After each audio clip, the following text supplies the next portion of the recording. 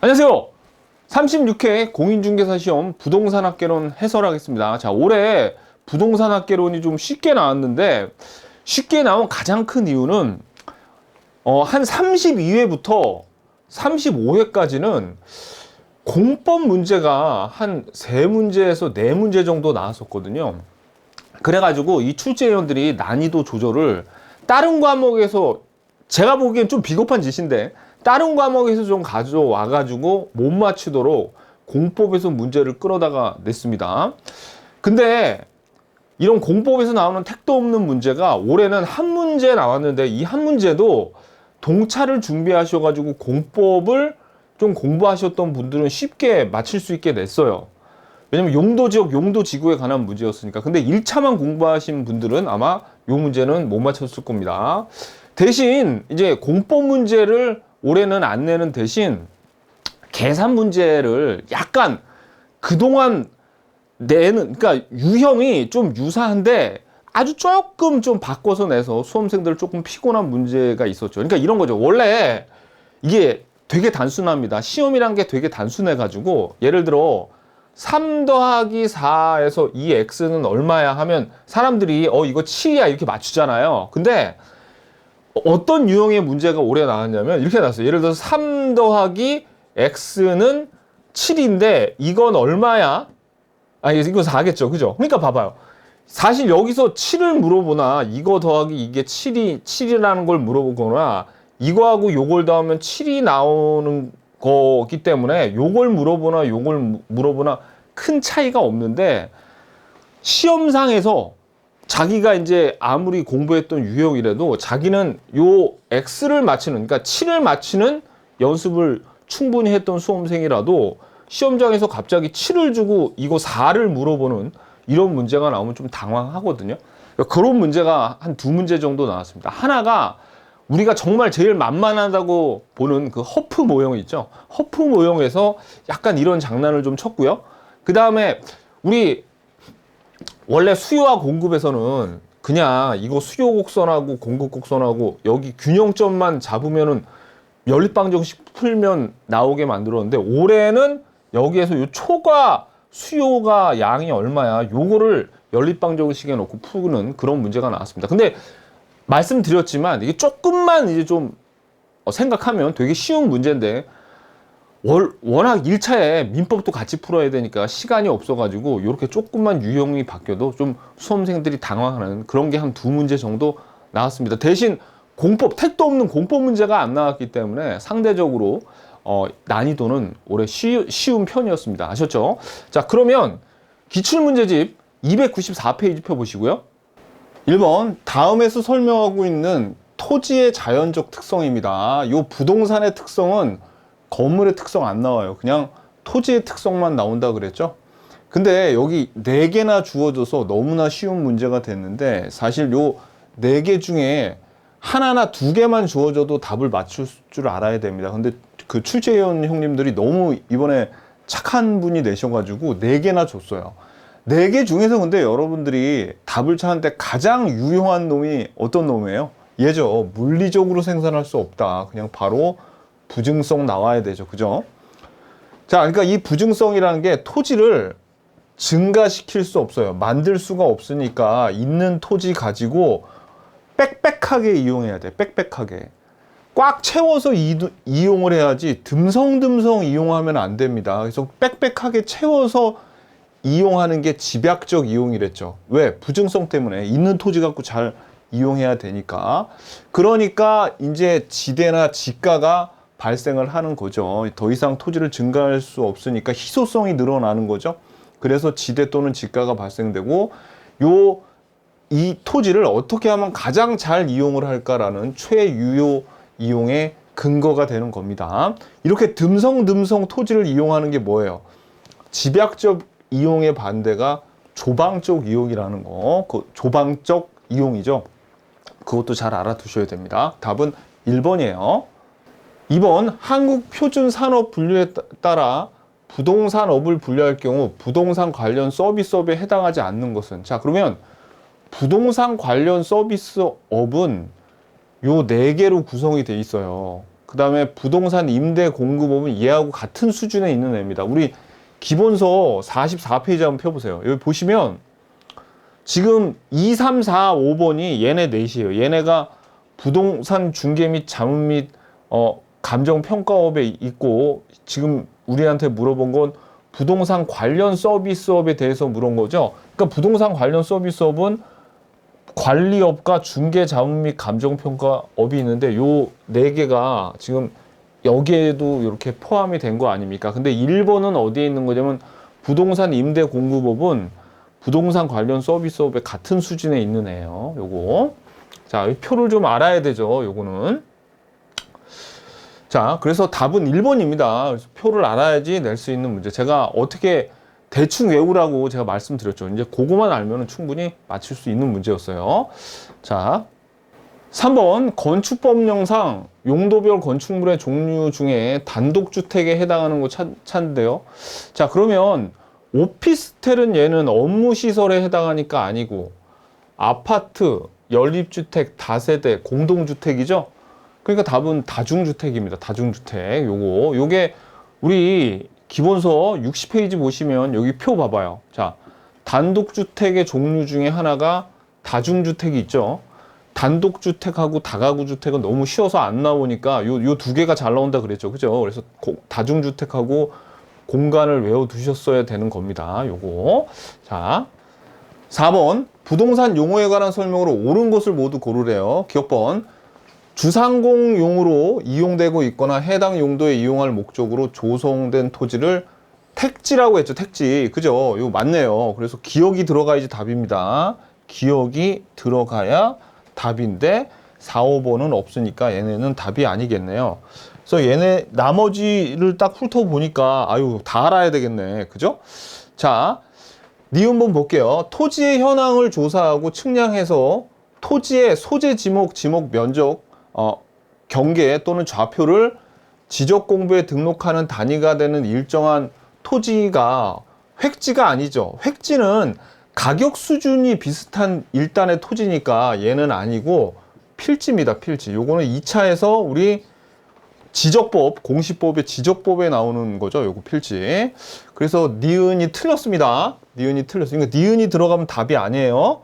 자, 그럼 이제 디귿, 리을, 미음 하나만 알아도 답을 찾을 수 있죠. 근데 여기 1단지라고 나오는데 빨리 눈 베리니까 이거 보지도 말아요.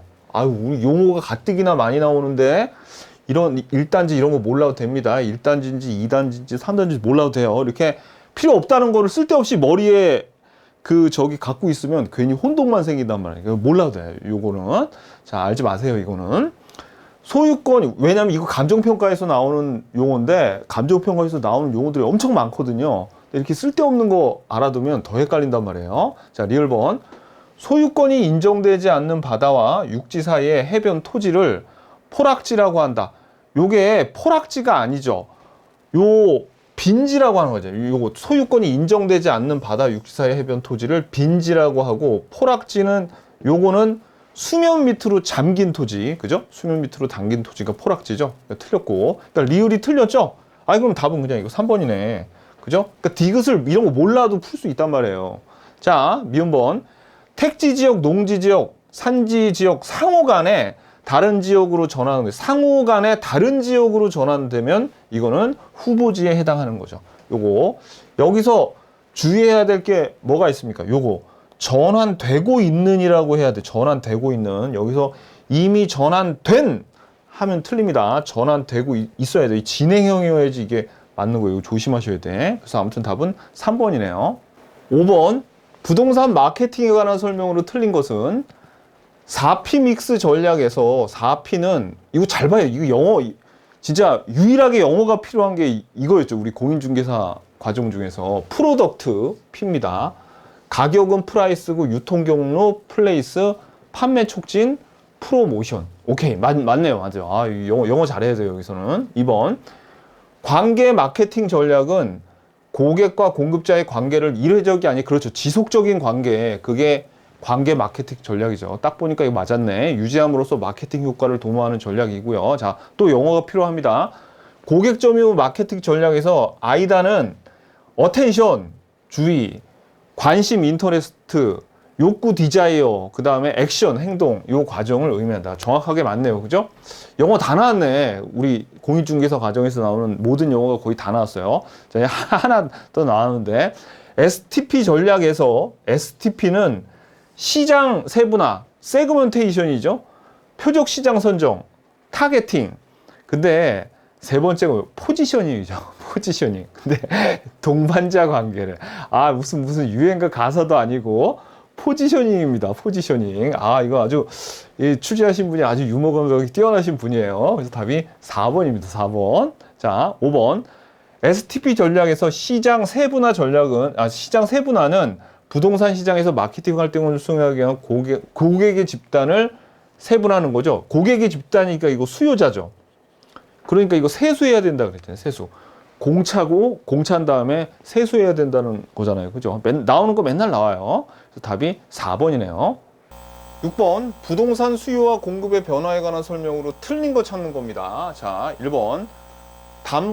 자, 금리. 여기 뭐 담보대출 뭐 이런 거 필요 없이 그냥 금리가 인하하면 부동산의 수요는 증가합니다. 공급도 증가해요. 그러니까 수요 곡선을 우측으로 증가하니까 우측으로 이동시키죠.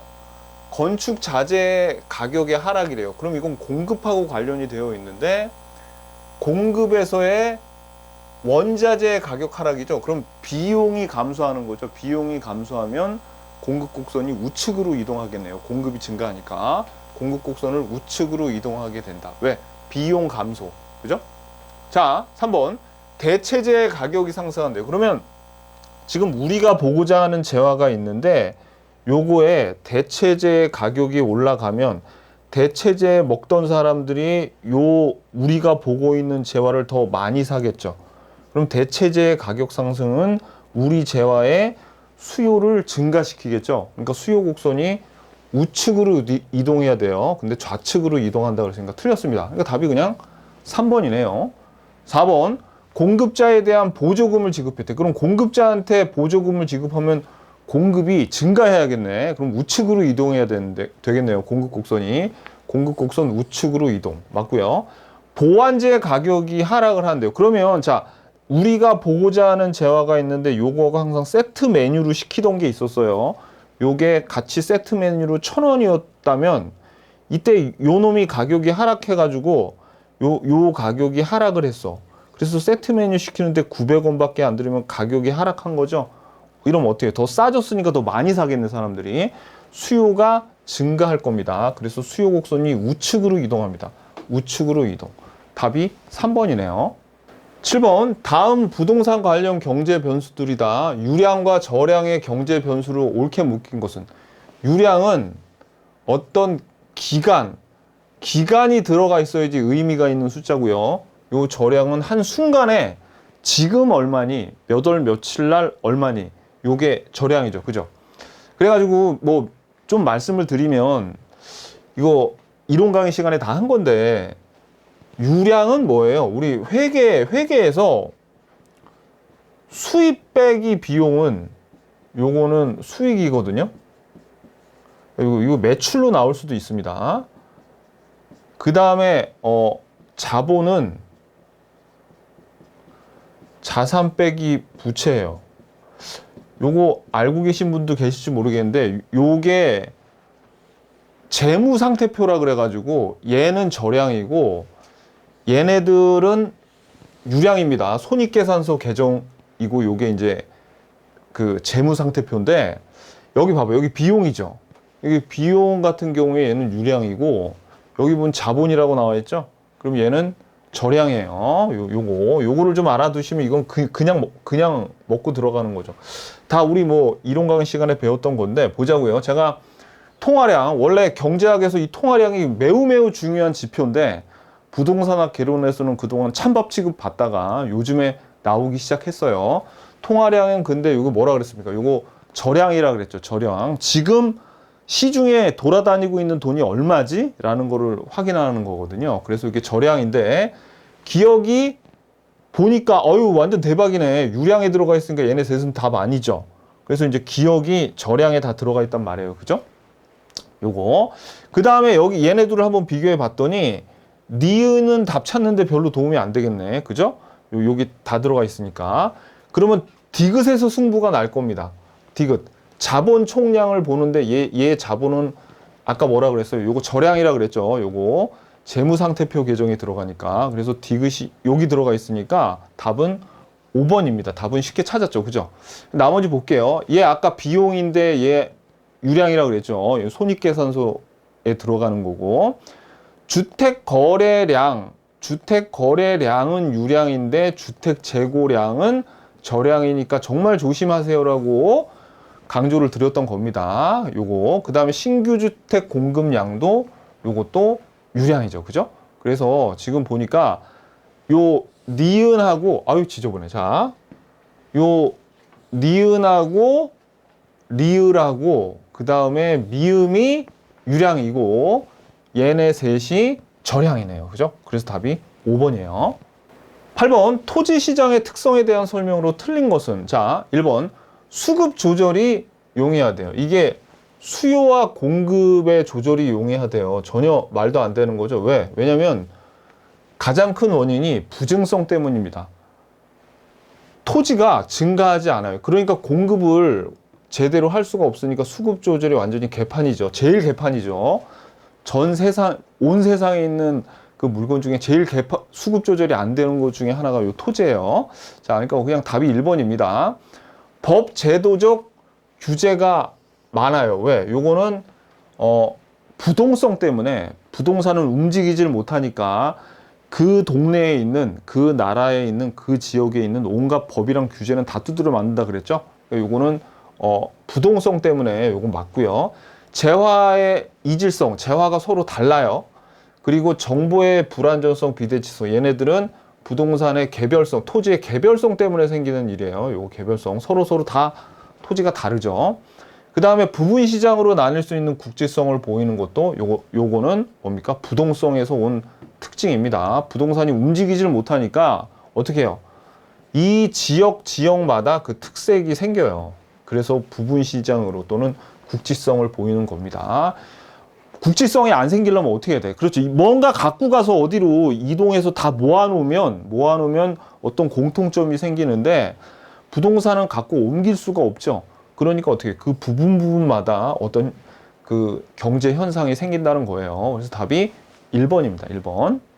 자, 부동산의 수요와 공급이 동시에 변할 때 균형 가격이 상승하고 균형 거래량이 감소하는 경우는 이렇게 물어봤는데 여기 지문을 보면요. 뭐뭐보다 클 경우 해서 요 수요하고 공급 두 개를 비교하고 있죠. 자, 그런데 여러분들 뭐뭐보다 클 경우 작을 경우는 둘 중에 수요나 공급 중에 큰 것만 신경 쓴다고 그러면 큰 것만 신경 쓰면 된다 그랬죠. 그러니까 이게 되게 쉬워요, 사실. 이렇게 나오면 더. 그래서 봐봐요. 수요의 증가폭이 공급의 증가폭보다 크대. 그러면 얘는 신경 쓸 필요 없고 큰 수요의 증가를 얘기하는 거예요. 1번 지문은. 2번 볼게요. 수요의 감소폭이 공급의 감소폭보다 크다고 했으니까 이것도 뒤에 거는 신경 쓰지 말고 큰 수요의 감소만 신경 쓰시면 됩니다. 근데 봐봐요. 요거 수험생들 조금이라도 더 헷갈리게 하려고 요거 작을 경우로 바꿔줘. 그러면 수요의 증가폭이 공급의 감소폭보다 작으니까 이번엔 작은 쪽 신경 쓰지 말고 큰 거, 공급의 감소만 보시면 됩니다. 자, 나머지도 작을 거니까 앞에 거 다 빼버리고 얘 공급의 증가죠. 그런데 여기 보시면 봐봐요. 지금 우리가 찾고자 하는 게 균형 가격이 상승을 했대요. 그러면 균형 가격이 상승하려면 수요가 증가하던가 아니면은 공급이 감소해야 되는데 요 두 개 중에서 균형량까지 감소시키는 게 뭡니까? 공급의 감소죠. 그러니까 수요 증가는 아니라고. 그래서 여기서 공급의 감소를 찾으니까 답이 3번이네요. 그래서 답이 3번입니다. 그래서 여러분들이 꼭 아실 때 뭐뭐보다 클 경우 작을 경우 내지는 무엇이 대폭 증가하는 경우 그런 거는 어떻게 해요? 큰 쪽만 신경을 쓰면 되더라. 요걸 꼭 기억하셔야 됩니다. 10번 부동산 매매 시장의 수요와 공급에 관한 설명으로 옳은 거를 찾는 겁니다. 이 문제가 되게 어려워 보이고 처음 보는 것도 많이 나와도 답은 쉽습니다. 봐봐요. 우리 생판 처음 보는 거 나온다고요. 수요 곡선은 한계 비용 곡선? 한계 편입 곡선 나오는데 얘네들이 서로 바뀌었습니다. 근데 몰라도 돼 이건 경제학에서나 나오는 거거든요. 그리고 2번도 몰라도 됩니다. 수요 곡선상의 수요량은 여기서 요 부동산의 최소 수량이 아니라 최대 수량인데 이것도 몰라도 돼요. 이거 다 수요 곡선을 도출해야 되고 막 그럴 때 경제학에서 제일 처음 배우는 겁니다. 근데 우리가 3번하고 5번은 알아야죠. 근데 얘네들을 몰라도 답을 충분히 찾을 수 있어요. 그러니까 한 번 이렇게 나왔다 그래서 이런 것까지 공부하자면은 머리가 아프단 말이에요. 그리고 이거 이해하는데 시간이 굉장히 많이 걸립니다. 요거. 자, 그래서 무시하시고 3번 볼게요. 수요량의 변화는 수요 자체의 변화를 말하며 수요 곡선 자체를 이용시켜. 요거는 수요의 변화죠. 이건 틀렸네. 이건 알 거 아닙니까, 여러분들. 그렇죠? 수요의 변화가 수요 곡선 자체를 이동시키고 수요량의 변화가 수요 곡선 상에서 이동하는 거잖아요. 5번을 볼게요. 공급 함수는 부동산의 공급량에 영향을 미치는 요인과 공급량의 관계를 나타내는 함수죠. 그러니까 답이 그냥 5번이네요. 5번. 공급 함수가 뭡니까? 그렇죠. 우리가 함수라는 게 겁내지 말고 Q는 F 이렇게 하고 여기에 막 들어갑니다. 그럼 이 공급량에 영향을 미치는 여러 가지가 있어요. 대표적인 게 가격이죠. 가격하고 그 다음에 그 밖에 무슨 비용에 영향을 주는 원자재의 가격도 있을 거고 아니면 임금 뭐 이런 것들 잔뜩 있는데 요런 것들과 공급량과의 관계가 공급 함수죠. 근데 우리 부동산학 개론에서의 공급 함수는 뭐라 그랬습니까? 그렇죠. 이 공급 함수는 사실은 우리 요 가격하고 얘하고의 관계가 제일 관심이 많은 거예요. 공급량에 영향을 미치는 여러 요인들이 있지만 부동산학 개론에서 배우는 공급 함수는 요 가격과 수요량 간의 관계를 보는 걸 제일 중요시 여깁니다. 그래서 막 이렇게 나오잖아요. Q는 3 더하기 2P 뭐 이런 식으로 나오죠. 이런 식으로 가격과 공급량과의 관계만 살펴봅니다. 근데 공급 함수의 원래 정의는 가격 이외에 다른 요인들과의 관계를 나타내는 거예요. 우리 기본서에 이거와 정확하게 똑같은 정의가 있어요. 답이 5번이에요. 자, 11번. C지역의 부동산 시장에서 시장 수요는 개인 A의 수요와 개인 B의 수요로만 구성되어 있고 개인 A의 수요 함수가 이거고 개인 B의 수요 함수가 이거죠. 이때 시장 수요 함수는 요거 개별 수요 곡선과 개별 수요 곡선의 합이 시장 수요 곡선이 되는 거죠. 이거 어떻게 구한다고 그랬습니까? 개별 수요 곡선이 요거 두 개 나오면 Q로 정리하라 그랬죠. Q로. 그래서 요거를 먼저 Q로 정리해야 돼요. 이거 이쪽으로 넘겨가지고 Q는 그러니까 Q는 요게 A 겁니다. 요게 100 마이너스 P고 요것도 Q로 정리해야 돼요. 이거 Q로 정리하면 이 Q는 100 마이너스 P 이렇게 되니까 이거를 머리를 떼야 되죠. 그럼 양쪽에 2분의 1을 곱해가지고 이거 어떻게 되냐면 Q는 요거 50 마이너스 0.5 P 이렇게 돼요. 근데 요게 누구 거예요? 요게 B 거고 요게 A 거죠. 근데 시장 수요는 QM 시장 수요는 QA 더하기 QB죠. 그러니까 얘네 둘을 더해야 된다고. 얘네 둘을 서로 더해요. 그러면 이게 어떻게 될 거냐면 자, 얘네 둘을 더하면 봐봐요. QA 더하기 QB가 150 빼기 1.5P가 되는 거죠. 근데 얘네 둘이 뭐라 그랬어요? 얘네 둘이 시장 수요니까 다시 요 식을 적으면 QM은 150 마이너스 1.5P 이렇게 된다고요. 이렇게. 자, 그래서 요런 상태에서 요거를 이제 우리가 구하고자 하는 건 뭐예요? 지금 시장 수요 함수 구하는 거죠?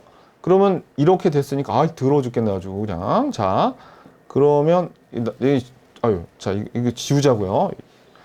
자, 이제 다 왔어. 그래서 시장 수요 함수를 이렇게 딱 구했단 말이에요, 우리가. 시장 수요 함수를 이렇게 딱 구했는데 딱 보니까 이게 없어요.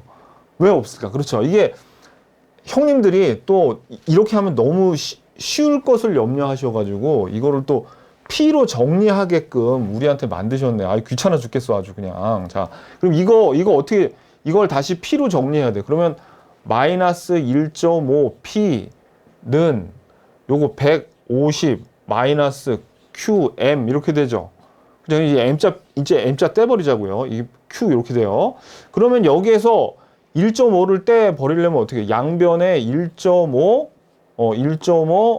분의 1 마이너스 1.5분의 1을 얘한테도 곱하고 얘한테도 곱하면 답이 뭐가 되냐면 요게 나옵니다. 요거 답이 1번이 나와요. 한번 요거 정리를 해보세요. 요거. 자, 그래서 이거는 뭘 구하냐면 개별 수요 곡선을 구할 때 Q로 정리해요. Q로 정리. 그래서 우리가 시장 수요 곡선을 구했죠. 근데 형님들이 좀 쉽게 내시려면 요거를 이 중에 하나를 만들어내는데 이거를 또 굳이 P로 하게끔 이렇게 정리해서 내게끔 냈어요. 짜증나죠? 자, 그래서 아무튼 답은 1번입니다. 1번. 자, 12번도 탄력성에 대해서 물어봤는데 굉장히 쉬운 문제입니다. 이건 탄력성 중에 어느 지역의 아파트 시장에서 수요의 가격 탄력성이 1.6이래요. 근데 요 가격 탄력성은 어떻게 구합니까? 이렇게 돼 있죠. 여기에서 가격의 변화율 분의 수요의 변화율 이렇게 구하는 거잖아요. 근데 얘네 둘은 부호가 달라야 됩니다. 근데 봤더니 지금 아파트 가격이 5% 하락했대요. 5% 하락했으면 얘 마이너스죠. 그죠? 그러면 얘가 얼마인가? 이 수요량의 변화율이니까 만약에 1.6을 요 5%로 나누면 요게 8%가 나와요. 8%. 그래서 8%가 나오는데 요게 요 가격과는 반대죠. 왜? 수요의 법칙 때문에 가격이 떨어지면 8% 증가해야 된다고 나와야 됩니다. 그래서 답이 요게 5번이에요. 5번. 근데 여기서 보면 가격이 하락하죠. 가격이 하락하면 일단 수요량의 변화를 물어보니까 얘네들은 답이 아니겠네. 찍어도 그러니까 얘 셋 중에 하나를 찍었어야 돼요. 그죠? 왜? 수요의 법칙 때문에 가격이 하락하면 얘는 증가하기 때문에 찍더라도 얘네 셋 중에 하나를 찍어야지 그래도 장렬하게 틀리셨네요. 이런 소리를 듣지. 만약에 요 2번이나 4번을 찍으셨으면 틀릴만 했습니다. 이런 소리 듣습니다. 그래서 아무튼 답은 5번이에요. 5번. 13번 배버의 최소 비용 이론에 대한 설명으로 옳은 것은 1번 국지원료 중량이 제품의 중량보다 무거우면 원료 지수는 음액값을 가져요. 자, 우리 요 원료 지수가 뭡니까? 요 국지 원료, 그러니까 요 편제 원료죠. 편제 원료가 요 제품의 중량분의 편제 원료거든요. 얘네들은 음액값이 나올 수가 없어요. 둘 다 양수기 때문에. 그래서 요게 틀립니다. 옳은 거 찾는 거예요. 2번 등비용서는 최소 운송비 지점으로부터 기업이 입지를 바꿀 경우 이에 추가적인 운송비 부담액이 동일한 지점 연결한 거죠. 그죠? 그러니까 이게 답이 2번이네. 임계 등비용서는 처음 봤죠. 아유, 몰라도 됩니다. 이거 그냥 알지 마세요. 이거. 자, 4번 최소 운송비 지점은 원료 및 제품의 중량, 노동비, 집적 이유에 따라 결정되는 게 아니라 요건 뭡니까? 요거는 원료의 제품, 무게, 그리고 거리에 따라서 결정이 되는 거고 그 다음에 원료 및 제품 중량, 노동비, 집적 이익 요런 거와 최소 운송비 지점을 고려해 가지고 최적의 지역을 결정을 하는 거예요. 요거. 그래서 최소 운송비 지점은 요거는 제품의 중량이나 거리에 따라서 결정이 나고 거기에다가 얘네들까지 다 고려해서 최적의 입지 조건을 찾는 겁니다. 그러니까 이거 틀렸어요. 자, 5번 최소 비용보다 최대 수익이 더 큰 곳을 기업의 최저 아닙니다. 배버의 최소 비용 이론이라고 이름도 나와 있잖아요. 그러니까 얘는 비용이 최소로 드는 곳이 공업의 최고의 입지, 공업지의 최고 입지라고 본 거죠. 수익보다는 요 비용을 중시 여기는 거예요. 그러니까 틀렸죠. 그래서 답은 2번입니다. 14번 지대 이론에 관한 설명으로 옳은 것을 모두 고르시오. 리카도는 지대 발생의 원인으로 비옥도, 토지의 비옥도죠. 비옥한 토지의 부족과 이에 따른 수학 체감의 법칙 다 나왔네요. 중요한 거. 그리고 리카도는 고전 경제학자이기 때문에 고전학파이기 때문에 지대는 잉여로 봤습니다. 그래서 생산물의 가격에 영향을 주지 않는다고 봤습니다. 정확하네요. 그래서 기억이 들어가야 답이에요. 자, 그래서 2번하고 4번은 답이 아니고 니은번 볼게요. 알론소는 토지를 소유하고 있다는, 자, 토지를 소유하고 있다는 이런 것 때문에 지대가 발생한다는 것은 마르크스의 절대 지대설이죠. 알론소가 아니라 요거. 자, 그래서 요 소유하고 있기 때문에 독점적 지위 때문에 토지 소유자가 받는 수입이 지대이며 이 지대는 토지의 비용 또는 생산력과 관계가 없이 발생한다고 봤습니다. 그러니까 니은이 들어가면 틀리죠. 자, 디귿도 알아야 되네. 자, 디귿번. 튀내는 운송수단의 차이에 따라 벌써 여기서 틀렸습니다. 왜냐하면 튀내는 요 운송수단을 우마차 하나로 그냥 통일했어요. 우마차 하나로. 우마차에 따라 한계 지대 곡선의 기울기가 달라진다. 자, 이 한계 지대 곡선의 기울기가 달라지는 것은 그 작물의 수송비가 다르기 때문에 기울기가 달라져서 그 기울기에 따라서 집약적 농업과 조방적 농업으로 구별이 됩니다. 집약적, 빽빽하게 이용하는 거, 조방적 토지를 듬성듬성 이용하는 거. 그죠? 그러니까 디귿도 틀렸네요. 그래서 답은, 디귿이 틀렸으니까 답은 1번입니다. 1번. 15번, 요게 허프 모형인데 쉬운 문제를 어렵게 내려고 유형을 좀 바꿔서 냈습니다. 그래서 이게 처음 나오는 유형이어가지고 조금 헷갈릴 수도 있는데 한번 봅시다. 자, 허프 모형으로 다음 자료를 활용하여 22년에 점포 A의 월 매출액이 4억이래요. 근데 다른 조건은 기존과 동일하지만 점포 A를 증축해가지고 2024년에는 매장 면적이 2,500이 됐대요. 그러니까 이게 2022년에 500이었다가 이게 2,500으로 2024년에 이렇게 늘어났대요. 그랬을 때 2024년에 점포 A의 월 매출액을 구하라 이렇게 나왔거든요. 근데 여기 보면은 지금 점포는 A, B, C만 존재하고요. 그 다음에 주민 모두가 구매자래요. 이 말은 주민 80%만 구매자다. 그런 경우에 0.8을 곱했어야 되지만 그럴 필요는 없다는 거죠. 그러니까 요걸 제일 주의해서 봐야 됩니다. 근데 모두 구매자라니까 좀 수월하겠네.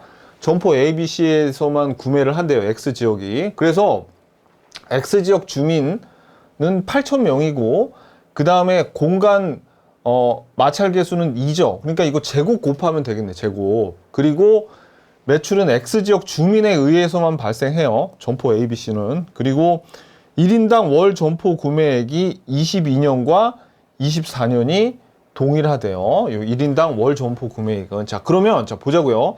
이게 해설을, 그러니까 우리가 보통 이런 문제는 어떻게 풀었냐면 A, B, C의 유인력을 구해서, 그럼 얘네들 막 뭐뭐 제곱분의 뭐 이렇게 해가지고 가령 A 이렇게 해가지고 곱하기 뭐 어떻게 해서 매출액을 먼저 구했어요. 매출액을 먼저 구했는데 이거는 어떻게 구해야 되냐면 보세요.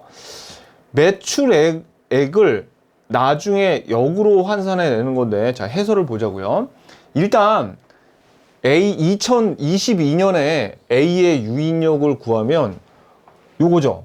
5제곱, 이게 제곱은 어디서 나온 거예요? 여기 마찰계수에서 5제곱분의 500, 그 다음에 요거 10제곱분의 2000, 그 다음에 5제곱분의 1000 요렇게 나오고, 지금 A의 유인력을 구했으니까 요게 분자로 올라가야 되죠.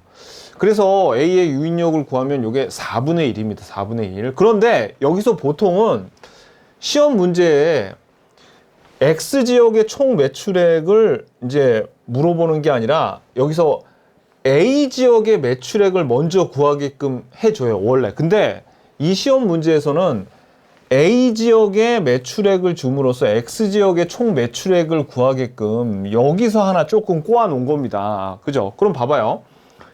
여기에서 보시면 A의 유인력이 4분의 1인데 A의 22년의 총 매출액이 4억이니까 X지역의 총 매출액은 4억의 4배일 거 아닙니까? 그죠? 왜? 총 매출액의 4분의 1이 4억이니까. 그래서 4분의 1을 없애려면 여기 곱하기 4를 해야 되죠. 그러면 X지역의 총 매출액이 4, 4, 16이니까 총 16억이 나온 거예요. 이러면 이제 이 다음부터는 똑같아. 이 다음부터. 그러니까 요거만, 요 과정만 조금 다릅니다. 일반적인. 그런데 24년에 증축을 했대요. 그러니까 이제 A의 유인력을 구할 때 요거를 500이 아니라 2500으로 증축한 값을 줘야 되죠.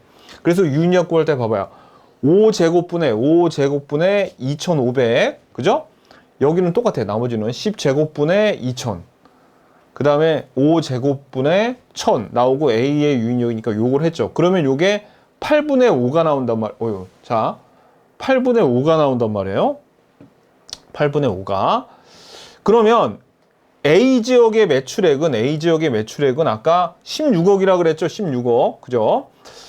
그래서 요 16억. 왜? 이게 아까 1인당 점포 구매액은 똑같은데 주민도 8,000명 그대로니까 매출액은 그대로 16억이란 말이에요. 그러니까 여기에서 8분의 5를 요거를 곱하면 10억이 나오는 거죠. 그래서 답이 10억입니다.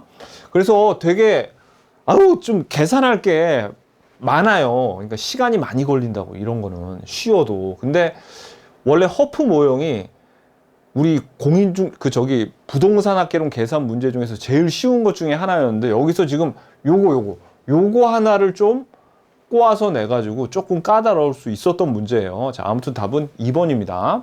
16번, 부동산 시장에 관한 설명으로 틀린 것은 1번, 약성 효율적 시장에서는 약성이죠. 그러니까 과거의 자료를 토대로 시장 가치의 변동을 분석하는 기술적 분석으로는 초과 이윤 얻을 수 없고, 기본적 분석이면 초과 이윤을 얻을 수 있는데, 반면에 중강성 효율적 시장에서는 기본적 분석을 가지고도 초과 이윤을 얻을 수 없어요. 요거. 그 다음에 3번, 강성 효율적 시장에서는 어떤 정보를 이용하더라도 초과 이윤 얻을 수 없죠. 맞고요. 4번, 불안정 경쟁 시장은 할당 효율적 시장이 될 수 있죠. 왜 될 수 있어요? 그렇죠. 정보 획득 비용과 그 다음에 정보의 가치가 같으면, 정보의 가치와 비용이 같으면 불안정 경쟁 시장이더라도 할당 효율적 시장은 될 수 있잖아요. 맨날 나오는 겁니다. 맨날. 그죠? 제가 엄청 강조 드렸던 거 하고. 그러니까 이거를 틀리면 안 되죠. 그래서 답은 4번이에요. 자, 불안정 경쟁 시장에서는 초과 이윤이 발생할 수 있죠. 불안정 경쟁 시장에서는 초과 이윤이 발생할 수 있다. 이 말이 뭐랑 같아요? 시장이 비효율적이라고요. 비효율적. 자원 배분이 비효율적이다. 이래도 되고. 어느 때? 불안정 경쟁 시장은 아무튼지 간에 초과 이윤이 발생합니다. 배분이 비효율적이란 말과 그리고 똑같아요. 자원 배분이 비효율적이라는 거. 아무튼 답은 4번이에요.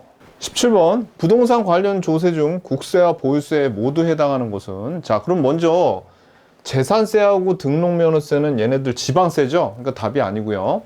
상속세하고 양도세, 얘네 둘은 국세긴 한데 얘는 취득 단계에서, 그리고 얘는 양도 단계에서 내는 세금이죠. 종합부동산세가 국세면서 보유세에 모두 해당하죠. 그래서 답이 5번입니다. 18번, 국계법상 용도지역 중 도시지역에 해당하는 곳을 모두 몇 개인가? 자, 이게 2차를 공부하셨으면 이거 쉽게 맞추는데 1차만 하시는 분은 못 맞춥니다. 이게 왜냐면 저도 요 용도지역을 어디까지만 제가 가리켰냐면은, 용도지역은 크게 도관, 농자로 나뉘고, 그죠? 그 다음에 요 도시지역이 요거 주상공로까지는 제가 외우라 그랬거든요. 주상공로까지 외우라 그랬는데, 이 단계에서 나오는 게 아니라 요 주거지역, 상업지역, 공업지역, 녹지지역 요 네 가지에 또 이게 세 분류가 들어갑니다. 그럼 여기에 있는 것들이 가령 요 준주거지역 같은 경우에는 요게 주거지역에 여기 들어가요. 막 이렇게 해가지고 여기 근린상업지역이 여기 상업지역에 들어가고, 그 다음에 여기 자연녹지지역이 여기 녹지지역에 들어가거든요. 그래가지고 요 세 개가 요 도시지역에 들어간다고 하는데, 이걸 누가 맞추냐고. 1차만 공부하시는 분들은 못 맞췄겠죠. 2차 하신 분들은 용도지역이 워낙 중요해서 이거 딸딸 외우는데, 그죠? 그래서 근데 1차만 하신 분들은 뭐 이거 못 맞춰도 다른 문제 맞추면 되니까 뭐 어쩔 수 없습니다. 이건 아무튼 답은 3번인데 이 공법 문제 하나 틀리라고 낸 거예요. 그냥.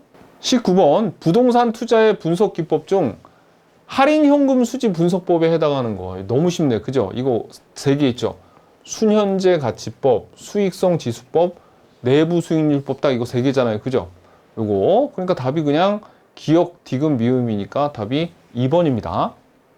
20번 부동산 조세에 대한 설명으로 옳은 것을 모두 고르래요. 이렇게 5개씩 나오면 오히려 이게 더 쉽습니다. 뭐 3개 나오든가 그거보다. 자, 옳은 거. 취득세는 지방자치단체의 재정 수요를 충족시키는 기능이 있겠죠. 세금 거두니까 이 취득세가 지방세, 이거 취득세가 지방세라는 거 알고 있어? 이거 물어보는 거예요. 지방세니까 지방자치단체의 재정 수요를 충족시키죠. 그러니까 기억이 들어가야지 답입니다.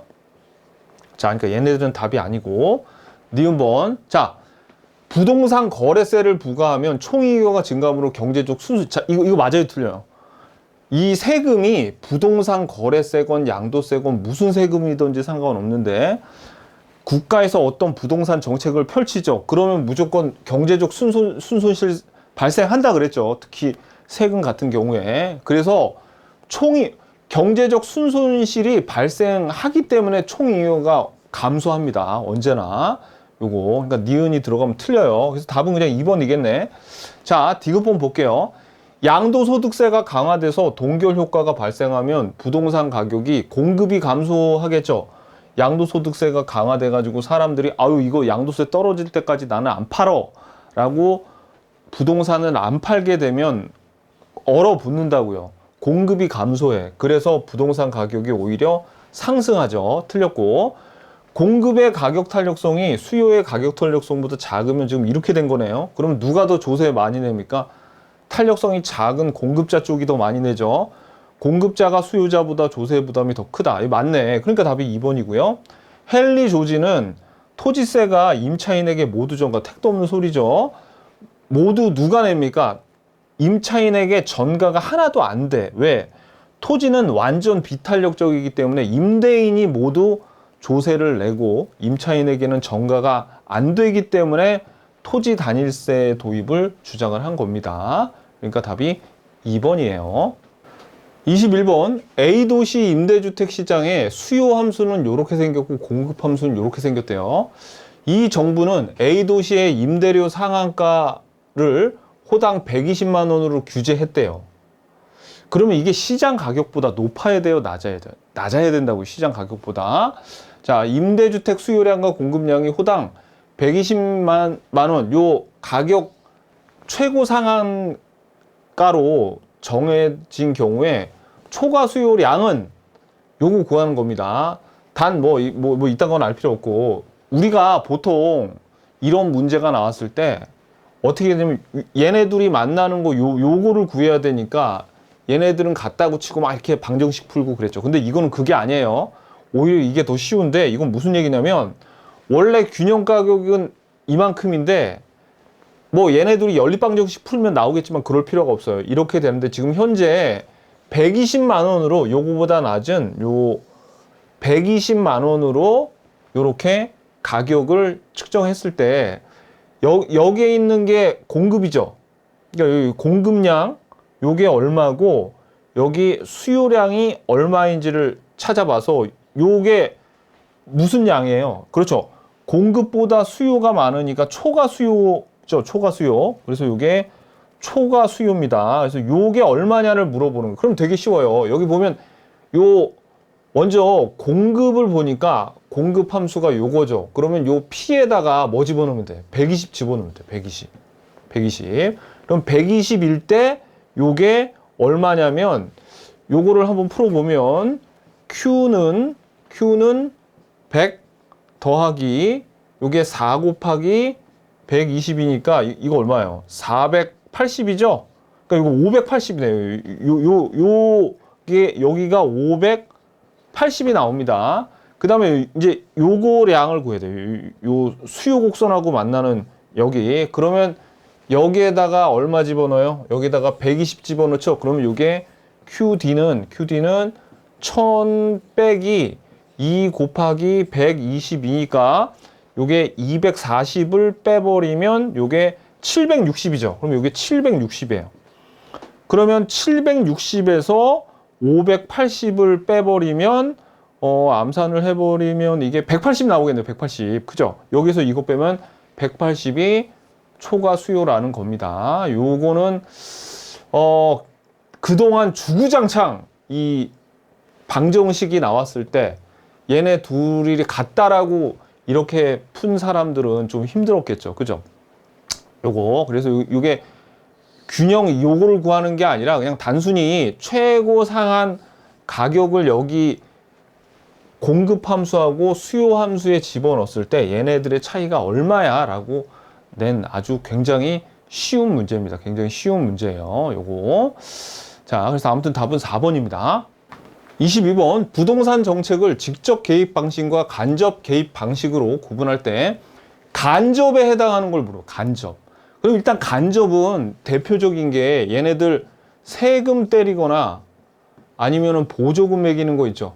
얘네들 얘가 대표적인 간접 방식이니까 일단 재산세 부과와 임대료 보조 기역 니은은 들어가야 돼요. 그래서 기역 니은이 들어가야 돼. 기역 니은이 안 들어가. 그러면 디귿하고 비읍만 보면 되겠네. 그죠? 디귿을 봤더니 딱 보니까 아이고 공공임대주택을 공급한대요. 국가가. 그럼 이거 직접이죠. 그러니까 답은 그냥 2번 딱 나왔네요. 그래서 개발부담금 제도 요것도 간접 방식에 해당되죠. 요거. 그리고 봐봐요. 공공토지비축제도도 요것도 직접 개입 방식이고 토지거래허가제도는 요거는 직접 규제하는 거죠. 그죠? 그래서 답은 2번입니다. 자, 23번은 제가 이 DTI하고 헷갈릴까봐 수업 시간에 일부러 DSR이 우리 시험에 몇 번 나왔지만 이렇게 정답으로는 안 나와가지고 제가 얘를 안 가르쳤거든요. 왜냐면 얘를 알려주면 정말 소중한 DTI까지 헷갈릴까봐. 그리고 우리는 얘랑 막 이렇게 구별하는 계산 문제는 안 나와요. 근데 우린 계산 문제를 위해서 제가 그동안 포기했었는데 그냥 제가 차이만 설명드릴 테니까 DSR은 안 중요해요. 그러니까 그냥 차이만 살짝 듣고 그냥 저한테 배운 DTI는 끝까지 갖고 가세요. 얘는 그냥 잊어버려도 상관없는데. 자, 일단 문제부터 한번 풀어보자고요. 1번 담보 인정 비율 LTV는 담보물의 자산 가치에 대한 융자 비율이죠. 그래가지고 여기 부동산 가격하고 여기 이제 그 부채가 올라간단 말이에요. 융자액이. 그래가지고 DTI가 커질수록 자기 자본 비율은 감소하겠죠. 왜? 빌린 돈이 많아지니까 자기 자본 비율은 감소하겠죠. 그러니까 틀렸습니다. 자, 총 무채 상환 비율은 상업용 부동산의 순수입에 대한 연간 채무 불이익을 의미하므로 DTI가 올라가면 부채 서비스액도 증가한다는데 요거는 부채 감당률 DCR이에요. DCR에 대한 해설이고 그러니까 틀렸고 DTI는 뭐냐면 여기 소득이 있죠. 소득이 있으면 주택담보대출은 원금하고 이자를 요렇게 계산하고요. 분자에 다른 대출 같은 거 있죠. 다른 대출. 무슨 뭐 학자금 대출이나 그 밖에 뭐 다른 대출이 있으면 얘는 여기 이자만 분자에 들어갑니다. 근데 요 DSR 있죠. DSR은 DTI랑 뭐가 들리냐면 요 DSR은 여기 분모가 소득이고 여기 주택담보대출이 원금하고 이자가 들어가는 거는 같은데 요 학자금 대출이나 다른 대출 있죠? 그거까지도 여기 원리금이 들어가요. 원금과 이자가 들어가. 그래가지고 결론을 말씀드리면 DTI 기준보다 DSR로 돈 빌릴 때 돈 빌리기가 더 조금 빌립니다. 더 어려워져요. 그래서 예를 보면 자, 금융부채 상환 부담을 판단하기 위해서 신청하는 차입자의 연간 소득, 그러니까 소득 대비 연간 금융부채 원리금 상환액, 원리금 상환액. 요거. 그래서 답이 4번인데, 자, 아무튼 답은 4번입니다. 근데 DSR은 DTI에 비해서 훨씬 안 중요해요. 올해 특이하게 이렇게 답으로 나왔는데, 이걸 알면은 이게 더 헷갈리기 때문에 이걸 모르는 편이 좋습니다. 자, 그러니까 아무튼 답으로는 나왔지만 모르는 편이 좋아요. 이 DSR이라는 게 나오면. 우린 DTI만 알면 되더라라는 겁니다. 나머지 질문 볼게요. 고정금리 대출은 이자율 변동으로 인한 위험을 차입자에게 전가하는 방식이므로 금융기관은 금리 변동에 이게 아니죠. 이게 변동금리 대출이죠. 이거는 고정금리 대출이 아니라. 그러니까 틀렸고. 5번 부동산 담보대출의 금리가 인상되어 차입자가 원리금에 대한 채무 상환을 정해진 시기에 하지 못하는 것은 조기 상환 위험이 아니라 이게 채무 불이행 위험이죠. 조기 상환은 뭡니까? 대출 만기 전에 돈을 갚아버리는 거예요. 그게 조기 상환 위험이죠. 그래서 여러분들이 이제 여기에서 1번, 3번, 5번은 제거가 가능한데 2번하고 4번하고 좀 헷갈렸을 거예요. 그래서 뭐 둘 중에 하나 찍어야지 뭐 어떻게, 그죠? 아무튼 답은 4번입니다. 24번 주거정책에 대한 설명으로 틀린 것은, 자 여기도 조금 확실하지 않은 지문이랑 섞여 있는데, 보세요 여러분들. 일단 1번 같은 경우에 소득 재분배 효과는 아무튼지 간에 우리 공공임대주택이 주거정책이죠. 주거정책에서 공공 들어가고 그 다음에 이제 세금 걷잖아요. 그러면 아무튼지 간에 소득 재분배 효과는 있는 겁니다.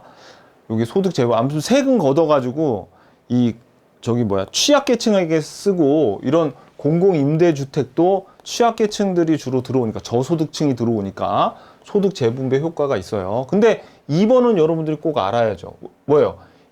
주택 임대료를 시장 가격 미만으로 규제한대. 그거 임대료 상한제 아닙니까? 그러면 요게 암시장이 발달해가지고 이중 가격이 형성될 수 있다 그랬죠? 이건 알아야 됩니다. 3번은 우리 교재에 있는데 저랑 한번 읽어봤지만 기억 잘 못하겠죠? 그러면 물음표 했어야죠, 시험장에서. 그죠? 그리고 임대료 보조 정책은 저소득층의 소득을, 실질 소득이나 소득이랑 그냥 같다고 보시면 됩니다. 실질 소득을 증가시킬 수 있죠. 자, 임대료를 보조해 주니까 실질 소득 증가시킬 수 있습니다. 그죠? 근데 5번은 생판 처음 보는 걸 텐데, 주거급여 법령상 주택을 소유한 저소득자한테도 수급권, 그러니까 주거급여의 수급권자가 될 수가 있습니다. 될 수 없는 게 아니라. 그래서 생판 처음 본 건데 이게 5번이 답이에요. 중요하지도 않아. 하나 틀리라고 낸 겁니다, 그냥 우리. 그러니까 이 들어온 문제 안 맞히더라도 나머지 문제 맞히면 돼요. 근데 여러분들 요 3번은 저하고 기출문제 풀면서 여러 번 봤고, 요거 같은 거는 뭐 정확하게 제가 알려드리진 않았지만 이 기회를 통해서 좀 알자고요. 여기에 이제 소득 재분배 효과 뭐 요런 거는 어떤 세금이라던가 아니면 어떤 주택 정책에서 특히 공공 뭐 이런 거 나오죠. 그러면은 소득 재분배 효과가 있는 거예요. 그리고 보조 정책은 요거는 실질 소득을 증가시키고, 요 정도는 여러분들이 알아두셔야 됩니다. 또 나올 수 있어요. 그러니까 답으로는 안 나오는데 괜히 5개 깔아주는 지문 있죠. 요런 식으로 등장할 수 있습니다. 25번 부동산 투자에 관한 설명으로 틀린 것은 1번 투자 위험과 요구 수익률은 정의 관계를 갖는데요. 맞죠? 왜?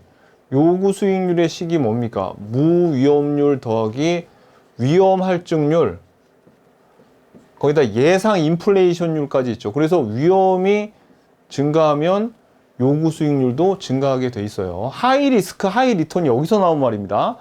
자, 그러니까 정의 관계를 가진다. 맞고요. 위험 회피형 투자자는 기대 수익률하고 요구 수익률하고, 요구 수익률이 뭡니까? 그렇죠. 이 투자 안에서 최소한 이거만큼은 얻어야 돼요. 그죠? 그렇기 때문에 요런 상태일 때 투자 가치가 있다고 판단해서 투자를 하는 거죠. 맞습니다. 3번 민감도 분석은 뭔가를 변화시켰을 때 다른 게 어떻게 변화하나 보는 거랬죠. 그러니까 이것도 맞아요. 민감도 분석은 투자 효과를 분석하는 모형의 투입 요소가 변화함에 따라 수년제 가치와 내부 수익률에 어떤 영향을 주는가 분석하는 기법이다. 맞습니다. 그러니까 아무튼 민감도 분석은 앞뒤에 내용이 막 다른 놈들이 들어갈 수 있어도 뭔가 변화시켰을 때 다른 놈이 어떤지 보는 거, 그게 민감도 분석이에요. 부의 레버리지 효과는 남한테 돈 많이 빌릴수록 자기 자본 수익률이 떨어지는 거죠. 정의 레버리지 효과는 부채 비율이 커질수록 자기 자본 수익률이 커지는 거고. 5번 부동산 관련 세제 등 정부 정책이나 각종 토지의 이용 규제 변화로 야기되는 불확실성은 유동성 위험이 아니죠. 이런 건 뭡니까? 그렇죠. 이거는 법적 위험, 정책적 위험에 해당하는 거고, 유동성 위험은 요거는 자산을 현금화할 때 따르는 그런 위험을 얘기하는 거예요. 그러니까 답이 5번이네요. 26번 부동산 투자의 포트폴리오 이론에 대한 설명으로 옳은 것은 1번 인플레이션, 경기 변동 등의 체계적 위험은 분산 투자를 통해 제거할 수 없다. 아유, 옳은 거 찾았는데 답이 1번 너무나 확실하게 나왔네. 그죠? 그러니까 답은 1번이고요. 2번 두 개의 투자 자산 수익률이 서로 같은 방향으로 움직일 때가 이래요. 아무런 관계없이 움직이면은 0입니다. 0. 반대 방향으로 움직일 때 마이너스 1이고, 그죠? 상관계수가 마이너스 1부터 1 사이에 있죠. 3번 투자자가 효용이 동일하다고 느끼는 조합을 연결한 선을 무차별 곡선이라고 합니다. 무차별 곡선. 효율적 투자, 요거는 뭐예요? 효율적 투자선 또는 효율적 프론티어. 요거는 동일한 위험에서 최고의 수익률을 가져다 주는 거의 조합이었죠. 4번 포트폴리오 구성 자산의 수익률이 다른 방향으로, 반대 방향으로 움직일 경우 위험 감소 효과가 크죠. 5번 기대 수익률의 분산이나 표준 편차는 투자 안에 위험을 측정하는 방법이죠. 수익이 아니라 수익을 측정하는 거는 평균 기대 수익률입니다. 그래서 답이 1번이에요. 27번 다음은 갑의 부동산 임대 사업의 1년간 운영 수지에 대한 내용이다. 갑의 1년간 자기 자본 수익률 구하라는 문제가 나오는데 이 문제는 여러분들이 무조건 풀어야 됩니다. 왜냐면 이거는 자기 자본 수익률 구하라는 아주 전형적인 문제가 나왔어요. 자, 보시면 부동산 가격이 80억인데 대출 비율이 80%래요. 그럼 남의 이 8억 원 중에 80%를 남의 돈 빌린 거죠. 그러면 8억 원 곱하기 0.2 하거나 아니면 1 빼기 0.8 요거나 같죠. 이렇게 해서 여기에 들어가는 내 돈은 1.6억 밖에 없구나. 요걸 아셔야 됩니다. 먼저. 그죠? 자, 그래서 자기 자본 수익률이니까 이게 자기 자본이에요. 자기 자본 1.6억이. 그리고 1년간 부동산 가격 상승률이 0.5%라고 그랬으니까 자본 이득은 8억 원 곱하기 5%겠네요. 그죠? 그리고 매입 1년 후에 부동산을 처분했다는데 보면 순영업소득이 4천만 원이고 그 다음에 돈 빌렸잖아요. 얼마 빌렸어요? 요 88에 64니까 6억 4천만 원에 대한 이자도 빼야 됩니다. 요거. 그래서 자 보자고요. 그러면 우리가 먼저 자기 자본은 아까 1.6억이라는 걸 구했죠. 그죠? 그래서 8억 빼기 8억 원 곱하기 88에 64, 6.4억을 빌린 거예요. 나머지 1.6억이 내 돈이라는 거고. 자, 그래서 요게 자기 자본이 분모로 들어가요. 분모 1.6억 원. 그 다음에 분자는 소득 이득 더하기 자본 이득일 텐데 소득 이득은 순영업소득 4천만 원에서 아까 6억 4천만 원에 5%인 이자를 빼야 되죠. 근데 6억 4천만 원 곱하기 0.05 하면 3,200만 원 나온단 말이에요. 그러니까 소득 이득은 800만 원입니다. 800만 원. 그리고 자본 이득은 아까 말씀드렸지만 8억 원에서 0.05 곱하면 뭐가 나와요? 그렇죠. 요 4천만 원 올랐네. 1년 지나니까 8억짜리가 8억 4천만 원이 된 거죠.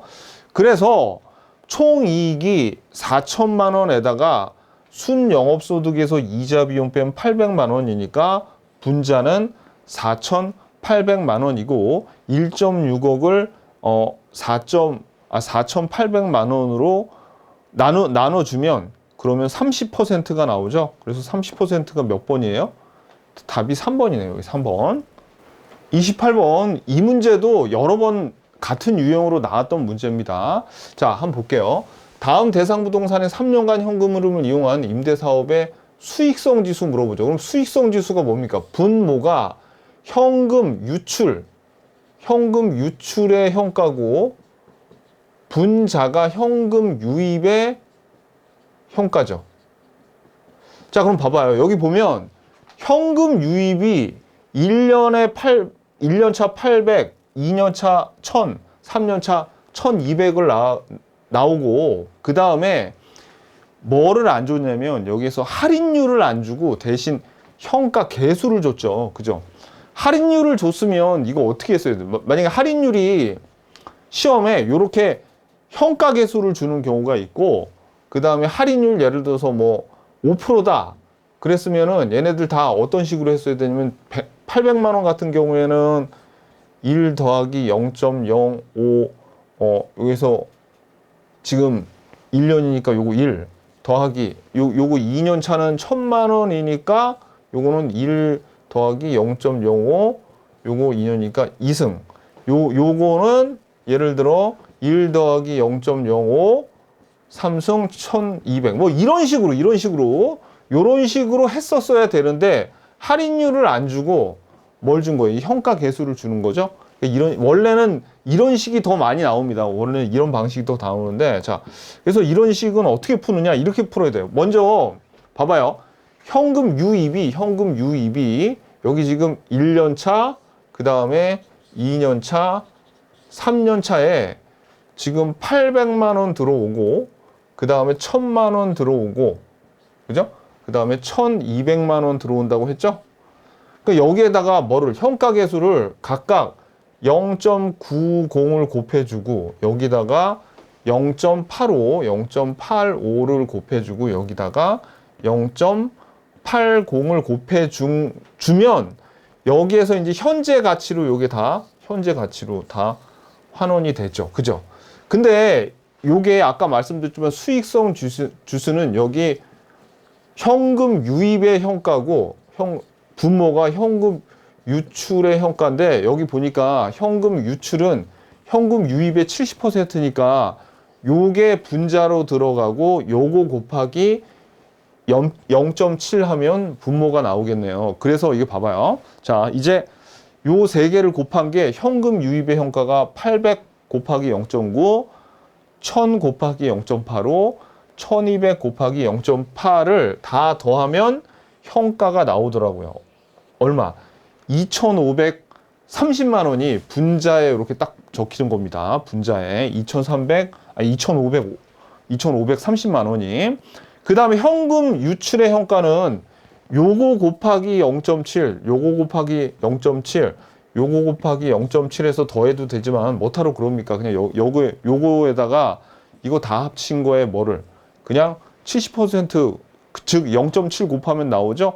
그러면 1771만 원이 나와요. 그런데 이게 나는 딱 떨어지는 게 아니라 한 1.4285 정도 나오는데, 여기에서 소수점 셋째 자리에서 반올림 하랬죠? 소수 셋째 자리에서 반올림하면 1.43이 나옵니다. 1.43이. 그래서 1.43을 보니까 답이 이게 4번입니다.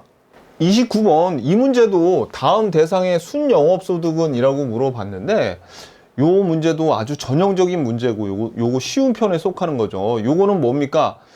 요거 가능 총소득에다가 공실 및 충당금 빼주면 여기에 뭐가 나와요? 유효 총소득이 나오죠.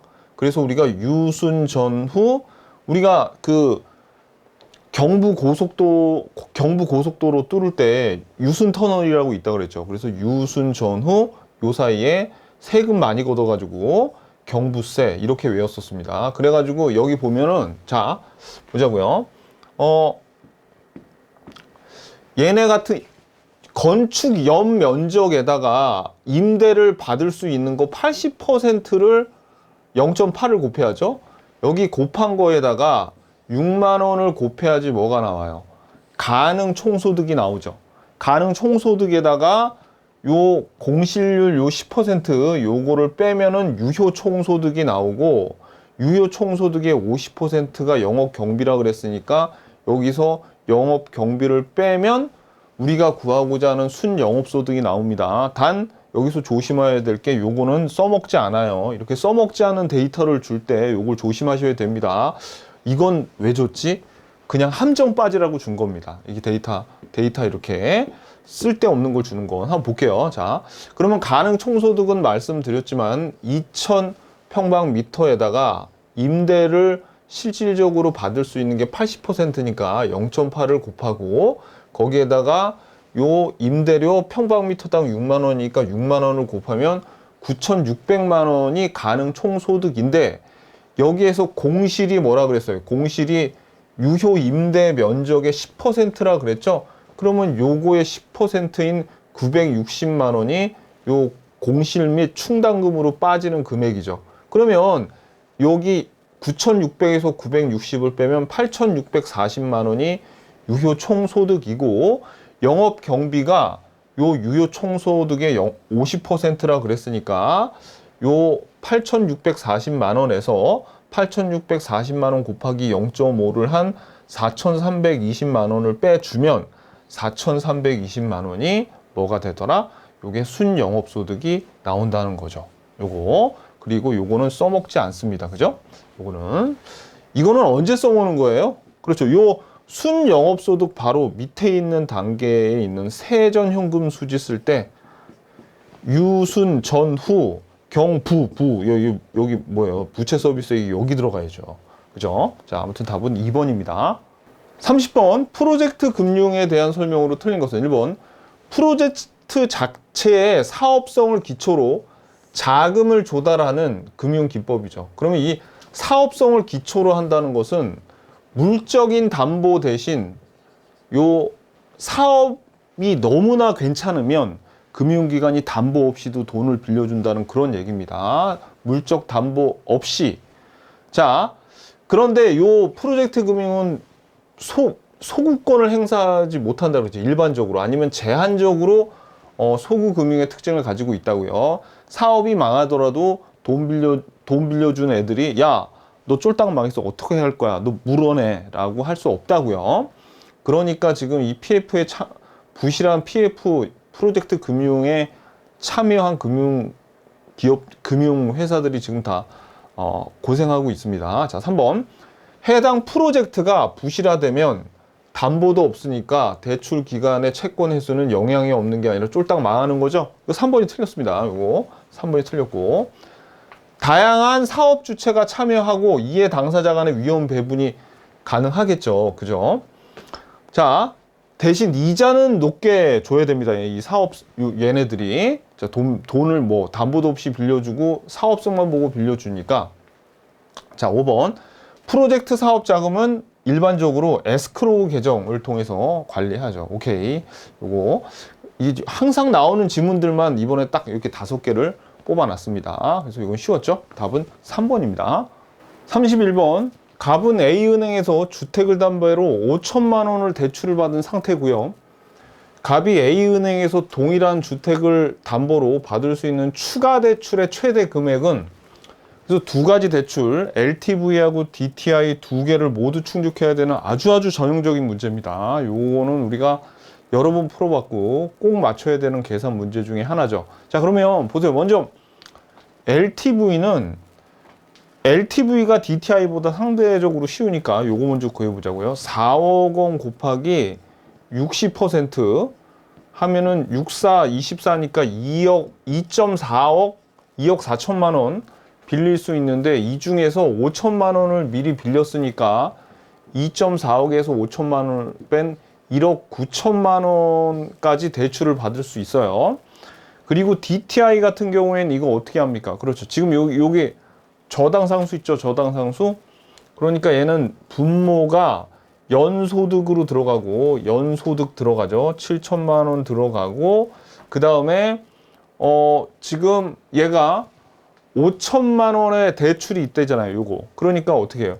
5천만 원에다 곱하기 저당상수 0.2 더하기, 그리고 또 추가로 받을 대출 금액을 X로 놓고 곱하기 0.2를 한 것이 DTI가 0.4가 나와야 되죠. 그래서 요거를 이제 요 식에서 구하면 추가 대출금이 나오고, 요 놈이랑 비교해서 둘 중에 작은 거를 우리가 고르면 되죠. 자, 그래서 식으로 보면 LTV는 보세요. 4억 원에 60%니까 2.4억. 그죠? 2억 4천만 원에서 지금 5천만 원의 대출을 받은 상태니까 1억 9천만 원이고, DTI는 보세요. 5천만 원. 지금 빌린 5천만 원의 저당상수에다가 추가 대출 가능액 곱하기 저당상수분의 소득이 0.4가 나와야 되는데, 추가 대출 가능액이 9천만 원인데 요 둘 중에 작은 거 여기서 대출 승인 기준을 모두 충족하라는 말은 요 둘 중에 작은 거를 고르란 얘기예요. 그래서 9천만 원이니까 답이 2번이네요. 32번 부동산 투자회사 법령상 위탁관리 부동산 투자회사에 관한 설명으로 틀린 것은, 자, 우리 요 리츠 투자회사가 자기관리 있고 위탁관리 있고 그 다음에 구조조정 리츠가 있죠. 근데 여기 우리 설립 자본금 533이죠. 그 다음에 최저 자본금 70, 50, 50이었죠. 봐봐요. 지금 요 맞잖아요. 지금 설립 자본금 3억 이상으로 해야 된다. 위탁 관리니까. 그죠? 그 다음에 최저 자본금 50억 이상이 돼야 된다잖아요. 그죠? 그리고 너무너무 중요하고 가장 많이 나오는 거, 위탁 관리하고 구조 조정은 사람 뽑을 수 없다 그랬죠. 그래서 직원을 고용하거나 상근 입원 둘 수 없다고요. 그리고 자산 투자 운영 업무 사람 뽑을 수 있는 건 얘네니까 얘네 둘은 위탁해야 돼요. 이 자산관리 회사에 요 업무를. 그죠? 그러니까 남는 게 5번이네. 5번. 영업인가를 받거나 등록을 한 후에 자산을 투자 운용하기 위해서 돈 빌릴 수도 있다 그랬죠. 요거 리츠에서도 돈을 빌릴 수 있다 그랬습니다. 그래서 자금을 차입하거나 사채를 발행한다는 말이 돈 빌리는 겁니다. 채권 발행해서. 그러니까 없다 그러면 틀렸어요. 그래서 영업인가를 받거나 등록을 한 후에는 어떤 조건이 갖춰지면 자금을 차입하거나 사채를 발행할 수도 있습니다. 그래서 답이 5번이네요. 자, 33번. 이 문제는 요 이자를 구하는 게 조금 까다롭습니다. 한번 볼게요. 갑은 주택 구입을 위해 연초에 9억 원을 대출 받았는데 갑이 받은 대출 조건이 다음과 같을 때 대출 금리하고 10회차의 이자 납부액을 구하래요. 보니까 고정금리에다가 대출 기간이 30년이죠. 원리금 상환 조건이 여기 중요합니다. 원금 균등 상환 방식이에요. 매년 말 연 단위로 상환하고 1회차에 원금이 아니라 원리금 상환액이 5,700만 원이래요. 그러면 보세요, 여러분들. 먼저 이자율을 구해야 돼요. 대출 금리를 구해야 되는데 요 원리금 상환액에서 1회차에 원금을 빼주면, 이게 원리금이니까 원금을 빼주면 이자가 나오죠.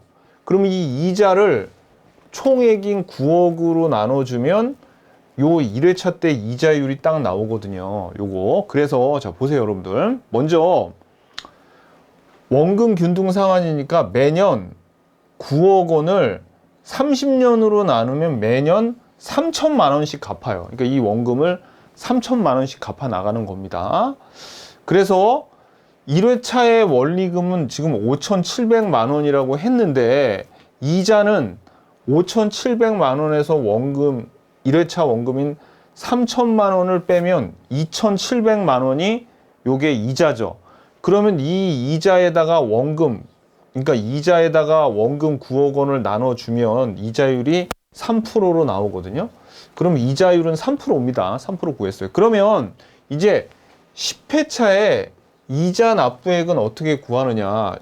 요거는, 자, 우리 이자는 어디에 붙습니까? 원금에 붙죠. 그러니까 총 금액이 9억인데 이 9억에서 9년까지 원금을 계산하려면 어떻게 해야 돼요? 그렇죠. 9년까지의 원금은 3천만 원씩 냈잖아요. 3천만 원씩. 그죠? 그러면 9년 곱하기 3천만 원을 한 것을 9억에서 요거를 뺀 나머지 금액에 이제 10회차 이자가 붙는 거니까. 자, 보세요. 자, 그러면 초기 원금 9억 원에 3천만 원 곱하기 9번 9년 동안 원금 요거를 9억에서 빼주면 9억에서 2억 7천만 원 뺀 거예요. 그래서 6억 3천만 원이 여기에다가 이자 3%가 붙는 거네. 그죠? 그러면 6.3 곱하기 3% 하니까 1,890만 원입니다. 그래서 답은 1,890만 원의 연 3%니까 답이 요 3번입니다. 3번. 그래서 사실 이 문제는 이게 어려워요. 이자를 구하는 게 계산이 좀 지저분해서 그렇지. 이게 계속 나오는 유형입니다. 계속 매년마다 요즘에 계속 이 유형이 나오고 있어요. 약간 근데 다른 거를 구하라고 나오는데 이자를 구하라고 하는 게 제일 좀 까다로운 편인데 올해 이제 요게 이자로 나왔네. 이자를 구하는 게. 34번 고정금리 대출의 상환 방식에 대한 설명으로 틀린 것은 1번 원금 균등 분할 상환 방식이 원리금 균등 상환 방식에 비해 1회차 원리금 상환액이 더 크죠. 너무 쉽죠, 이 문제. 답이 이런 거 1번 나왔으면 나머지 읽어볼 필요도 없습니다.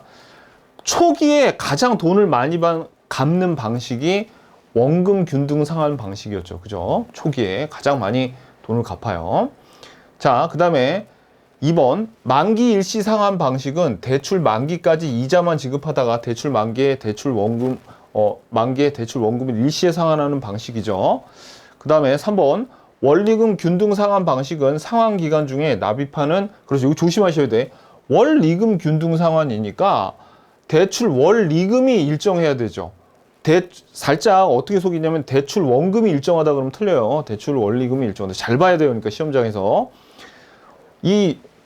우리 지금 여기 금융에서는 제일 우리를 전형적으로 속이는 게 원금을 원리금으로, 원리금을 원금으로 속이거나 아니면 고정금리를 변동금리로 속이거나 그렇게 잘 속입니다. 이거 조심하셔야 돼요. 자, 4번. 원리금 균등 분할 상환 방식은 원금 균등 상환 방식에 비해 대출 채권의 가중평균 상환 기간이 더 길다 그랬죠. 원금을 많이 갚을수록 요 가중평균 상환 기간이 더 초기에 많이 갚을수록 더 짧아요. 근데 원금 균등 상환이 초기에 많이 갚으니까 가중평균 상환 기간이 더 짧습니다. 그래서 원리금이 더 길어요. 이거를 듀레이션이라고 하는데 채권에서 원래 배우는 거거든요. 더럽게 어려우니까 그냥 그렇게 우리 수업 시간에 그냥 그렇게 외우라 그랬죠. 제가 그냥 뭐 생각하지 말고 이거 설명하려면 진짜 1시간짜리입니다 사실. 자, 아무튼 그냥 외우면 돼. 이건 이렇게밖에 안 나오니까. 자, 5번 체증식 분할 상환 방식은 상환 기간 초기에는 원리금 상환액을 적게 하고 시간의 경과에 따라서, 그렇죠, 처음에는 요거 조금 했다가 나중에 늘려가는 방식이죠. 그래서 요 세 개랑 비교했을 때 초기에 돈을 제일 많이 갚는 거, 원금을 많이 갚는 게 요거고 그 다음에 이거고, 얘가 제일 요 세 개를 비교했을 때 제일 초기에 적게 갚는 방식이에요. 그래서 답은 1번입니다. 35번 감정평가에 관한 규칙에 규정된 내용으로 틀린 것은 1번 감정평가 법인 등은 법령에 다른 규정이 있는 경우에는 대상 물건의 감정평가액을 시장가치 외의 가치를 기준으로 결정할 수 있죠. 이 법조문 그대로 나온 겁니다. 2번 적산법이라는 게 기초가액에서 기대 이율을 곱하는 거죠. 지금 여기 너무 길어서 안 읽을게요. 그냥 이건 수익 분석법에 되는 거예요. 순수익 뭐 이렇게 나왔잖아요. 이거는 수익 분석법이고 적산법은 요거는 기초가액의 기대 이율을 곱하는 거죠. 그러니까 답은 그냥 2번 쉽게 찾을 수 있습니다. 3번 둘 이상의 대상 물건이 일체로 거래되거나 대상 물건 상환의 용도분에 불가능해서 요거 일괄하여 감정평가할 수 있다. 오케이. 임대사례 비교법은 대상 물건과 가치 형성 요인이 같거나 비슷한 물건의 임대사례와 비교해서 대상 물건의 현황과 맞게 요거 사시지계면에서 사정보정, 시점 수정, 가치 형성 요인 비교 등의 과정을 거쳐 대상 물건의 임대료를 산정하는 방법이죠. 요거 잘 봐야 돼요. 이게 임대사례 비교법에 대한 설명이라는 거. 뭐 거래사례 비교법이라고 이 자리에 딱 나오면 그냥 그건 틀린 겁니다. 조심. 감정평가 법인 등은 법령에 다른 규정이 있는 경우에는 기준 시점의 가치 형성 요인 등을 실제와 다르게 가정하거나 요거 조건을 붙여서 하는 조건부 감정평가도 할 수 있다 그랬죠. 오케이. 되게 길어요. 그러니까 이 출제위원이 좀 지치라고 문제를 34문제나 풀고 여기까지 왔으니까 일부러 이렇게 길게 지문을 낸 겁니다. 근데 답은 쉬웠죠? 답은 2번이네요.